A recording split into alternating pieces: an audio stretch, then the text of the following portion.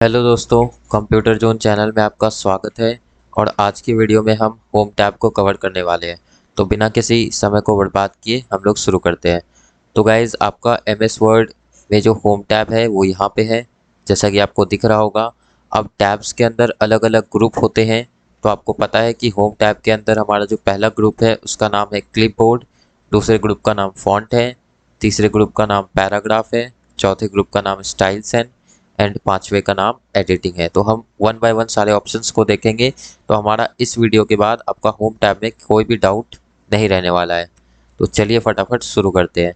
तो guys, home tab में जो आपका पहला ग्रुप है हम लोग वहाँ से स्टार्ट करते हैं, जो कि है क्लिपबोर्ड। क्लिपबोर्ड ग्रुप में बेसिकली आपके 4 फंक्शंस हैं। पहले फंक्शन का नाम आपका हो गया paste, cut, copy and then format painter. तो हम लोग एक एक करके समझ लेते हैं।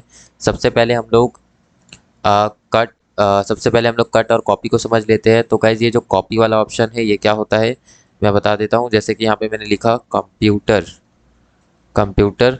अब इस चीज़ को आपको 10 बार लिखने के लिए कहा गया है। तो आप क्या करोगे, अगर आप इस तरह से टाइपिंग करने जाओगे, बार बार लिखोगे तो आपको बहुत टाइम लग सकता है। तो इस कंडीशन में आप क्या कर सकते हो, इस चीज़ को कॉपी करके 10 बार पेस्ट कर सकते हो। ठीक है, तो हम लोग इसको वही करते हैं, इसको सेलेक्ट कर सकते हैं। उसके बाद यहाँ पे आप कॉपी पे क्लिक करोगे तो ये आपका कॉपी हो गया है। और ये कॉपी कहाँ पे हुआ है, ये कॉपी आपके क्लिपबोर्ड में हुआ है। यहाँ पे अगर आप ड्रॉप डाउन पे क्लिक करोगे तो आपको दिखेगा कि यहाँ पे कॉपी हो गया है। ठीक है, तो इसको कॉपी कर लिया है। अब हम इसको फटाफट 10 बार पेस्ट कर सकते हैं। अब जहाँ पे भी आप इसको पेस्ट करना चाहते हो बस आप पेस्ट पे क्लिक करते जाओ और ये होता जाएगा, है ना। तो ऐसा है। ठीक है, उसके बाद हम लोग कट समझ लेते हैं। तो कट क्या होता है, जैसे कि मैंने यहाँ पे लिखा जोन, है ना। तो यहाँ पे मैंने कंप्यूटर जोन लिखा हुआ है सबसे ऊपर। तो आप चाहते हो कि ये जोन जो है ना, ये आपका जोन वाला जो पार्ट है ये आपके तीसरे नंबर वाले कंप्यूटर पे रहे। ठीक है, यहाँ से हट के तीसरे वाले पे आ जाए।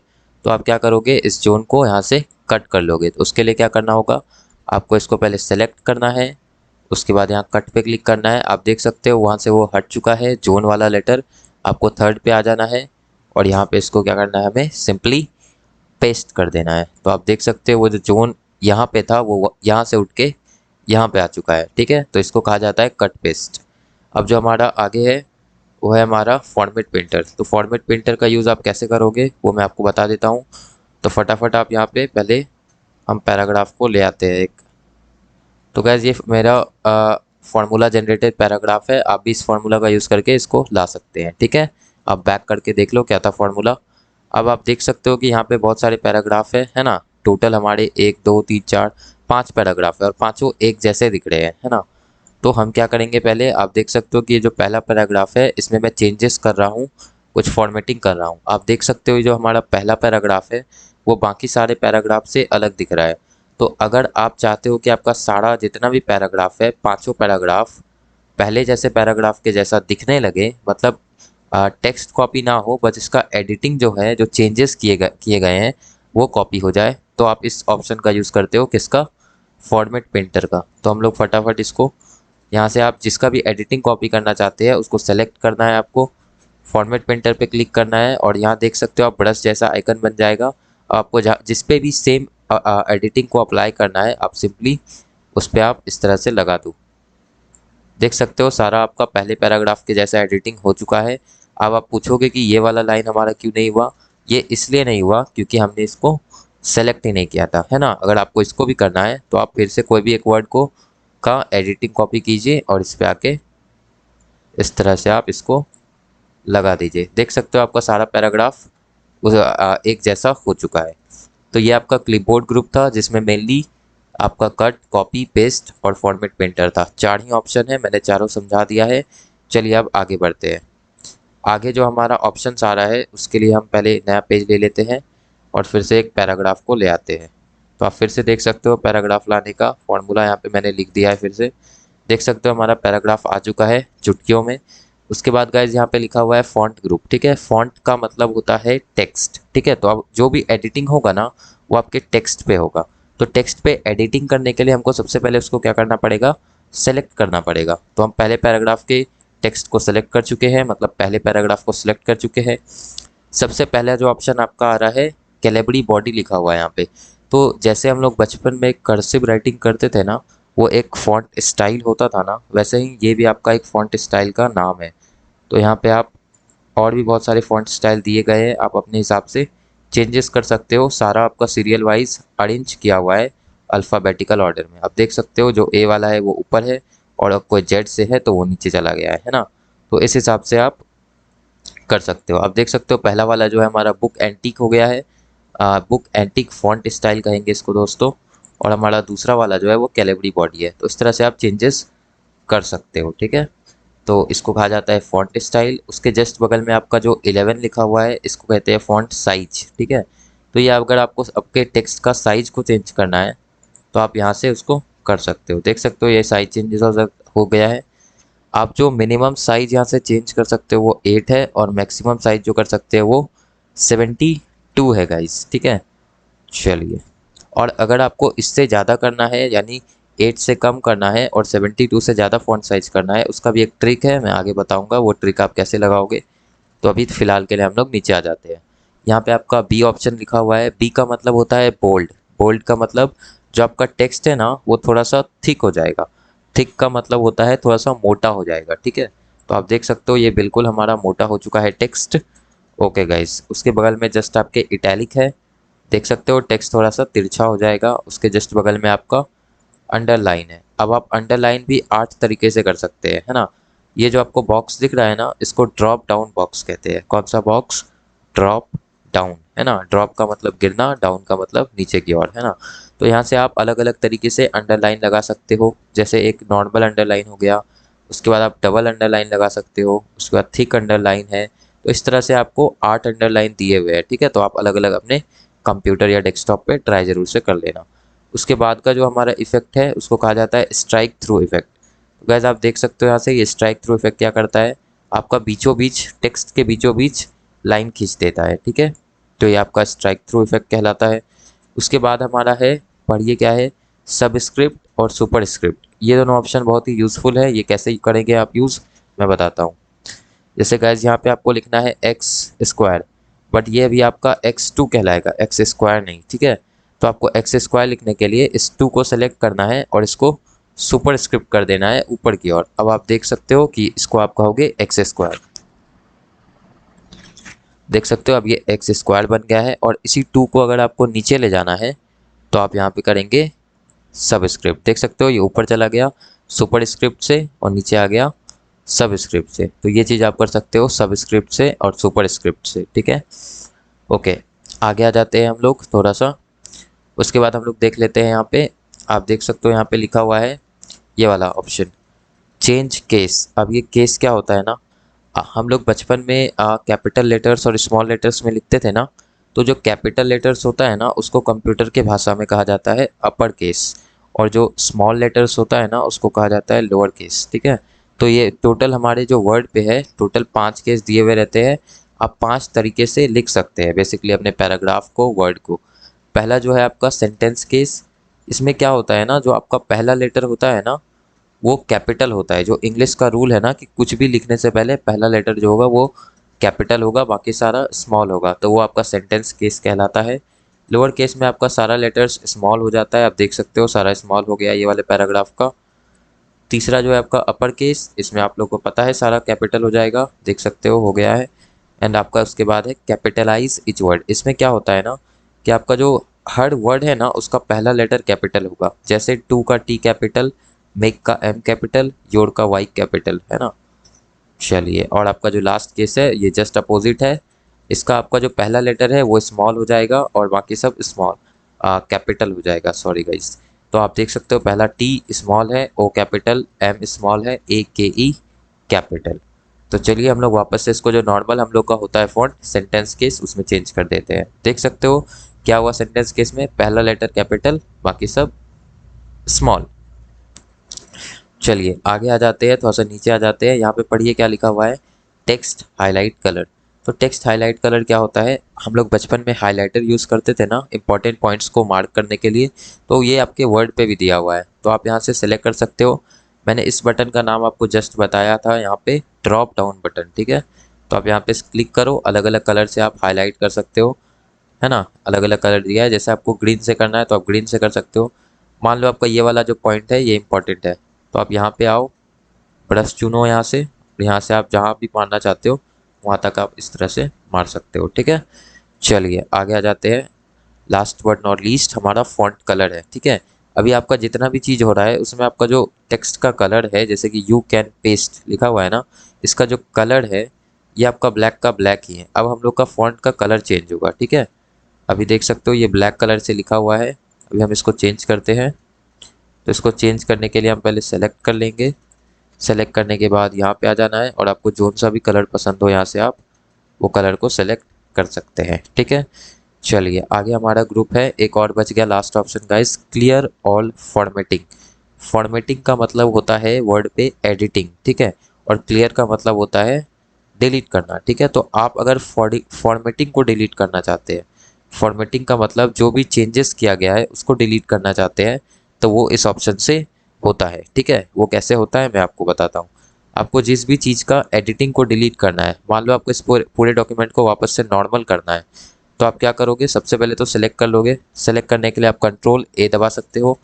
उसके बाद आप क्या करोगे, यहाँ पे क्लिक करोगे। आप देखोगे कि जितना भी चेंजेस था, जैसे कि हमारा पहला जो पैराग्राफ था उसका फॉन्ट स्टाइल हमने चेंज किया था, थर्ड का हमने कलर चेंज किया था, वो सब वापस से नॉर्मल हो गया है। ठीक है, और एक चीज़ नॉर्मल नहीं हुआ है, वो क्या है, वो है आपका हाइलाइटर। मतलब जो आपका हाइलाइटर होता है ना, वो फॉर्मेटिंग का पार्ट वर्ड पे नहीं माना जाता है। ठीक है, वो अलग से एक ऑप्शन है, वो फॉर्मेटिंग का पार्ट नहीं है। तो ये आपका क्लियर ऑल फॉर्मेटिंग था, जिससे होता क्या है कि आपका सारा एडिटिंग एक बार में सारा क्लियर हो जाता है, बैक टू नॉर्मल हो जाता है। चलिए आगे हम लोग आ जाते हैं। आगे हम लोग का कौन सा ग्रुप है, पढ़िए, पैराग्राफ ग्रुप है ना। तो आपका पैराग्राफ ग्रुप क्या करता है मैं बताता हूँ। पैराग्राफ ग्रुप आपका ये करता है कि पहले तो हम लोग एक, यहाँ पे आप देख सकते हो बहुत सारे पैराग्राफ लिखे हुए हैं। पहले हम लोग यहाँ पे एक पैराग्राफ ले आते हैं फिर से, है ना। फिर से मैं वही फार्मूला लिख देता हूँ। मैं बार बार फार्मूला लिख रहा हूँ क्योंकि मैं चाहता हूँ कि आप इसको सीख जाओ, है ना। चलो तो मैं यहाँ पे फिर से फार्मूला लिखता हूँ, इक्वल टू RAND और bracket open and bracket close. देख सकते हो आप यहाँ पे आ गया ये पैराग्राफ। उसके बाद जो आपका पैराग्राफ ग्रुप है, अब जो भी चेंजेस होंगे वो पैराग्राफ में होंगे। अगर यहाँ पे पैराग्राफ लिखा हुआ है, आपको इसमें पॉइंट्स लगाना है गाइस। पॉइंट्स लगाने का मतलब समझते हो ना आप, लाइक जो बचपन में कहा जाता था, टीचर्स कहते थे कि पॉइंट्स में आंसर दीजिए, है ना, तो वही चीज़ है। तो यहाँ पे पॉइंट्स लगाने के लिए आपको जिस जिस पैराग्राफ में पॉइंट्स लगाना है उसमें आप पहले ऑप्शन का यूज़ करेंगे। पहला ऑप्शन का नाम क्या है, पढ़िए, बुलेट्स। ठीक है, इसको कहा जाता है बुलेट्स। तो यहाँ से हम लोग बुलेट्स, इस तरह से आप अलग अलग बुलेट्स को अप्लाई कर सकते हैं। ठीक है, चलिए उसके बाद हम लोग दूसरा पढ़ लेते हैं। पढ़िए क्या है, नंबरिंग। नंबरिंग का मतलब होता है, अभी आपने पॉइंट्स तो लगा दिया, लेकिन 1 2 3 4 ABCD ये सब अगर आपको लगाना है तो आप इस चीज़ का यूज़ कर सकते हैं। ठीक है, देख सकते हो अलग अलग दिया हुआ है। उसके बाद आ जाते हैं गाइस, पहले इन सबको हटा देते हैं फिर से। हाँ, उसके नीचे पढ़िए, इसको कहा जाता है अलाइनमेंट। अब ये अलाइनमेंट क्या होता है ना, कि आप पेज के किस तरफ से लिखना चाह रहे हैं, लेफ्ट से लिखना चाह रहे हैं, बीच से लिखना चाह रहे हैं, या राइट से लिखना चाहते हैं। ठीक है, तो इसको अलाइनमेंट कहा जाता है। बाय डिफ़ॉल्ट ये लेफ्ट पे रहता है आपके, क्योंकि हम लोग जो होता है लिखना स्टार्ट करते हैं कॉपी में भी, वो लेफ़्ट से स्टार्ट करते हैं, ना कि राइट से करते हैं। ठीक है, तो चलिए ये लेफ़्ट पे है, अभी मिडिल कर देते हैं तो ये इस तरह से हो जाएगा, है ना। अब मिडिल से लिखाएगा सब कुछ, और अब अगर इस तरह से कर देते हो तो ये आपका राइट हो जाएगा। ठीक है, मतलब इस तरफ से आप हो गया सारा। और लास्ट आपका है, लास्ट जस्टिफाई।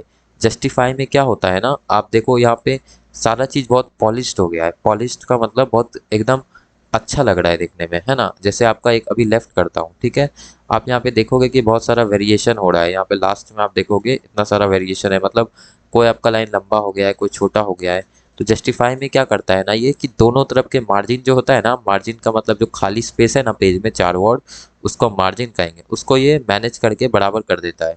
तो ये देखने में ना बहुत सुंदर लगता है। आपके जो बुक वगैरह होते हैं ना उसमें जस्टिफाई मार्जिन ही दिया जाता है, ताकि आपका जो बुक है एकदम अच्छा दिखे, क्लियर दिखे, तभी तो लोग पढ़ेंगे। ओके, आगे आ जाते हैं हम लोग। आगे लिखा हुआ है, पढ़िए, लाइन एंड पैराग्राफ स्पेसिंग। अगर आपको लाइंस के बीच पैराग्राफ वगैरह ऐड करना है तो आप यहाँ से लाइन के बीच पैराग्राफ ऐड कर सकते हैं, मतलब लाइंस ऐड कर सकते हैं। तो यहाँ से आप देख सकते हो ये अलग अलग जैसे 1.0 1.15 ये अलग अलग साइज दिया हुआ है, तो आप यहाँ से ये चीज़ ऐड कर सकते हैं। ठीक है, चलिए आगे आ जाते हैं।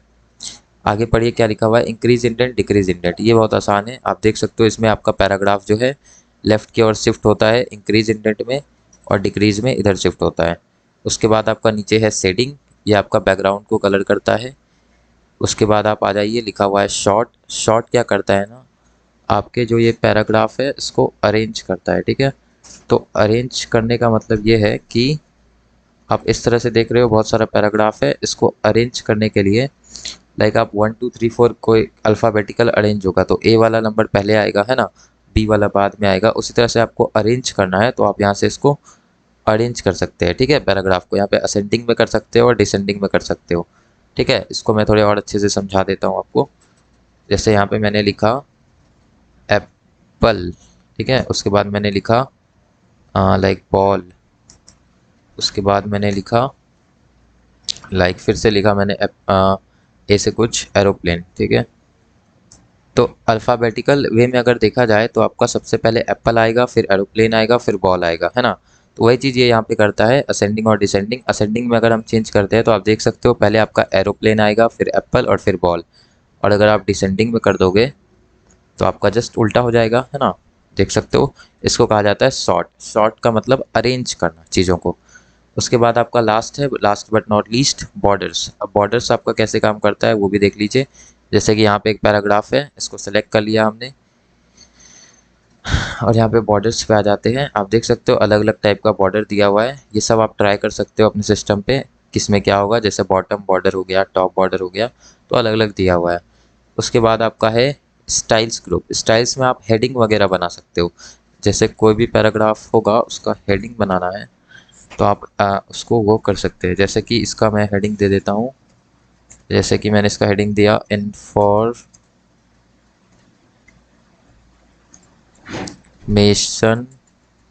दिया, इसका हेडिंग, ठीक है। तो इन्फॉर्मेशन दिया है ना, तो इसका हेडिंग थोड़ा सा तो चेंजेस होगा ना, तो आपको हेडिंग सेपरेट हेडिंग बनाने के लिए आप इसका यूज़ बेसिकली कर सकते हैं, ठीक है। इसका हेडिंग हो गया इस पैराग्राफ का इन्फॉर्मेशन। चलिए अब आगे आ जाते हैं, आप चेंज कर सकते हो इसको अपने अकॉर्डिंग।